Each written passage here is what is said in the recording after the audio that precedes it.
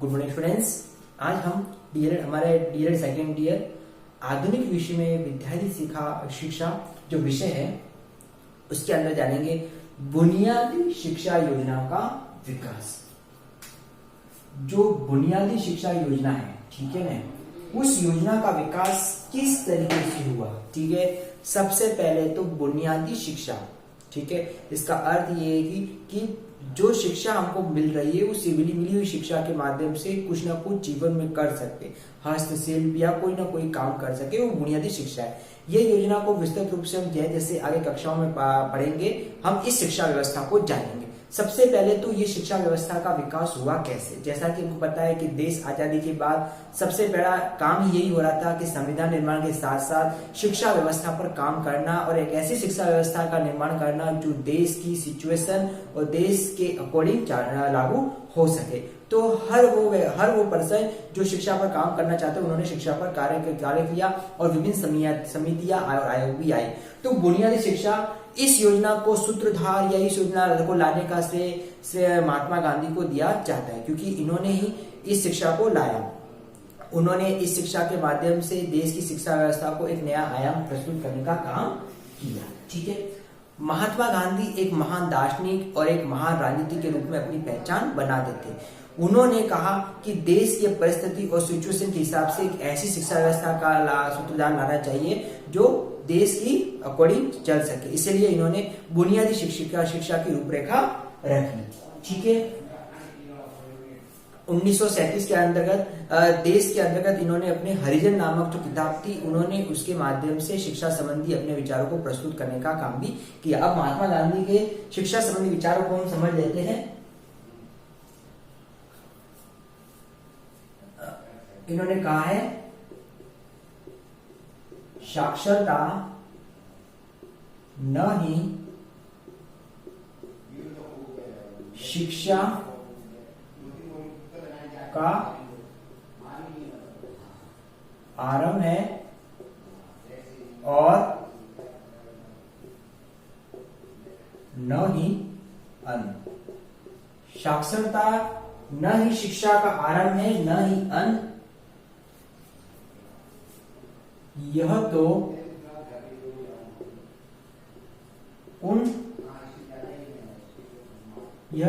उन साधनों में से एक है, यह तो उन साधनों में से एक है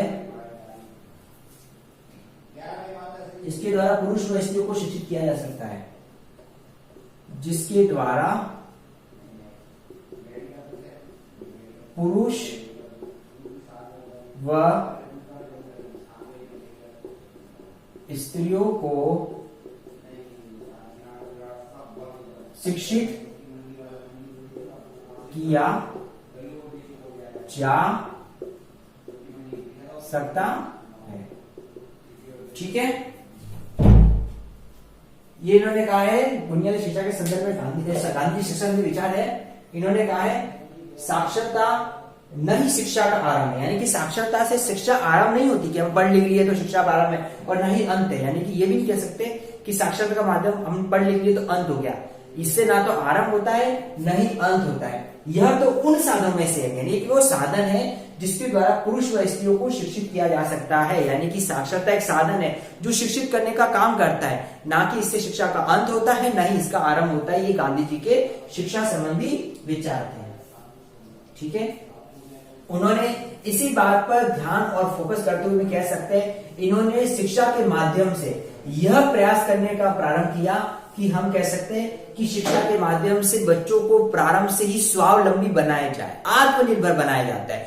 यानी कि वह शिक्षा के माध्यम से पढ़ लिख कर कुछ ऐसा काम करे जिससे उनका भविष्य सुधर सके, यानी अपनी जीविकोपार्जन का माध्यम या जीविकोपार्जन प्राप्त करने का जरिया वो शिक्षा के माध्यम से कर सके। इसीलिए इन्होंने बुनियादी शिक्षा योजना को अपने अंदर शामिल किया।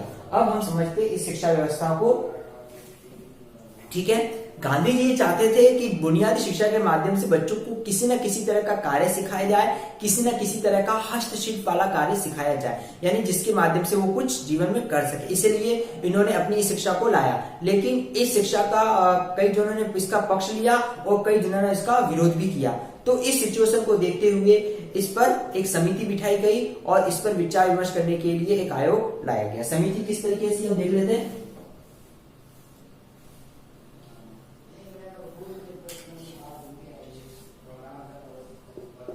अखिल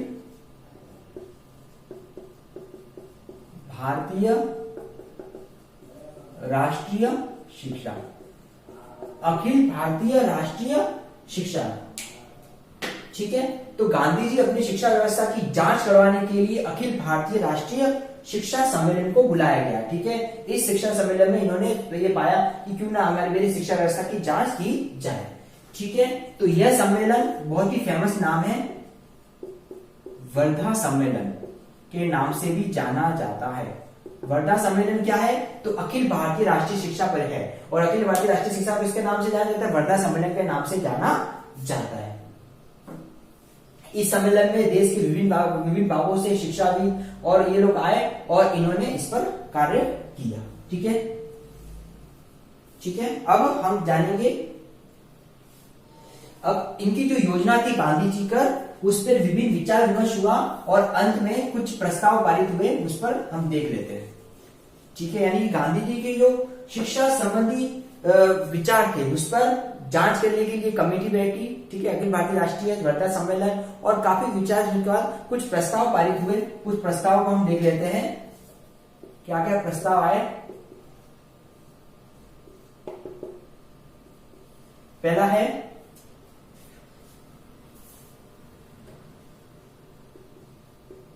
राष्ट्र के प्रत्येक बच्चे को 7 से 14 वर्ष तक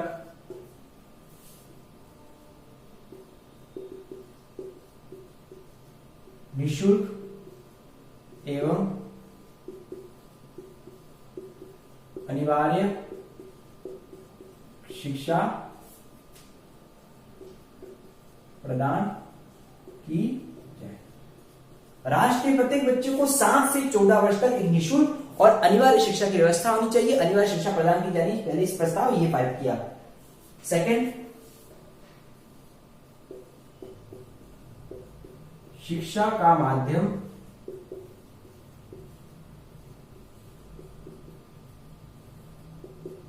मातृभाषा होना चाहिए। मदर टंग, मातृभाषा पर फोकस किया और शिक्षा का माध्यम कैसा होना चाहिए, मातृभाषा होना चाहिए। मातृभाषा में बच्चा पढ़ेगा जानेगा तो बच्चा जल्दी से शिक्षा को ग्रहण कर सकता है।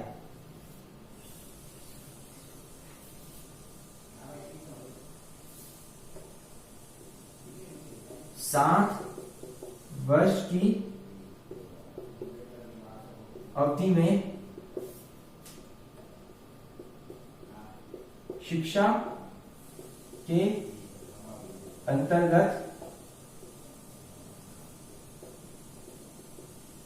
किसी न किसी प्रकार का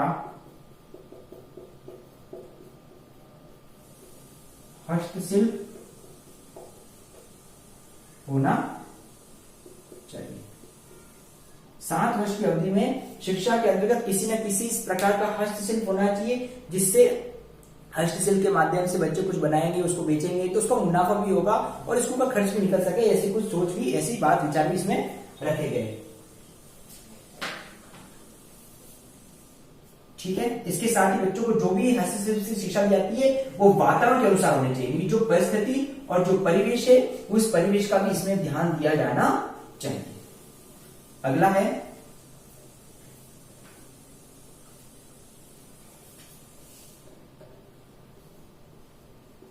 इस पद्धति से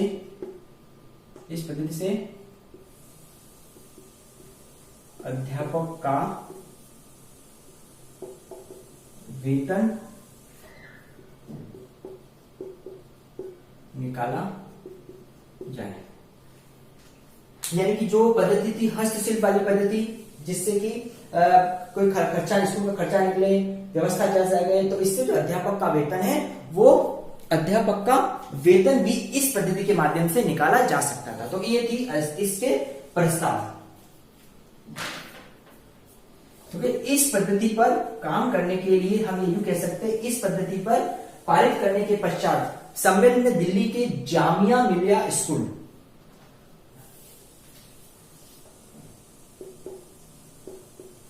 जामिया मिलिया के प्रिंसिपल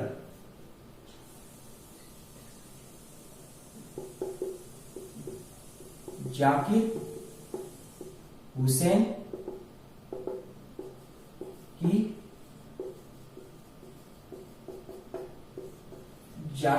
अध्यक्षता में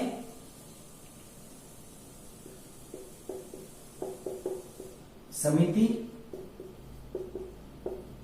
नियुक्ति की गई, जिसको जाकिर हुसैन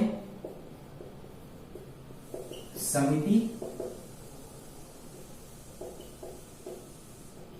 कहते हैं।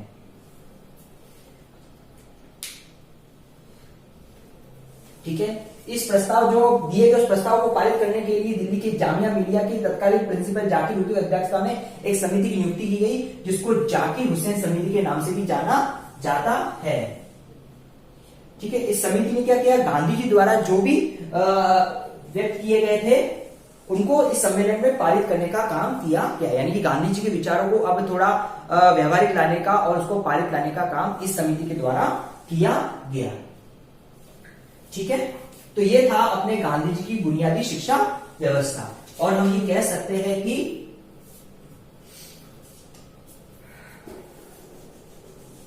सन 1938 में हम ये कहेंगे कि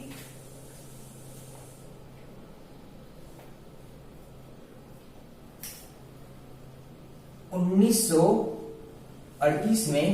1938 में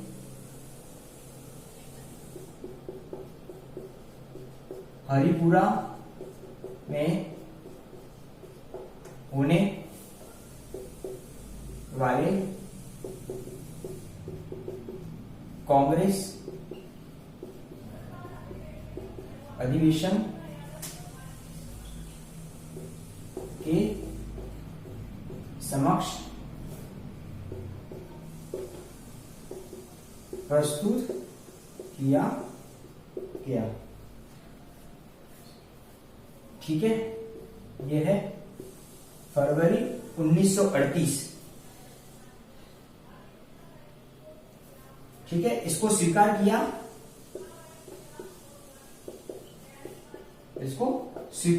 ठीक है। और ये वर्धा शिक्षा योजना के नाम से जानी गई।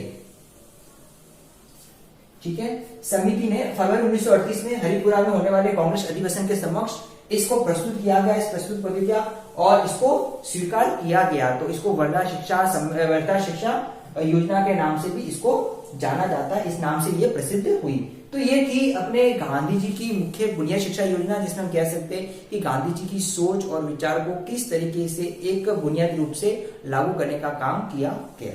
तो आज हमने क्लास में बुनियादी शिक्षा योजना के बारे में जो जनरल कंसेप्ट है उसको समझा और जाना। नेक्स्ट क्लास में हम इसकी जो रूपरेखा, इसकी विशेषताएं, इसका पाठ्यक्रम, ये सारा का सारा जानेंगे। अब इससे रिगार्डिंग आपका असाइनमेंट है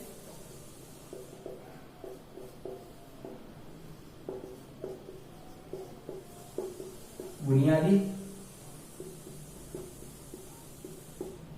शिक्षा योजना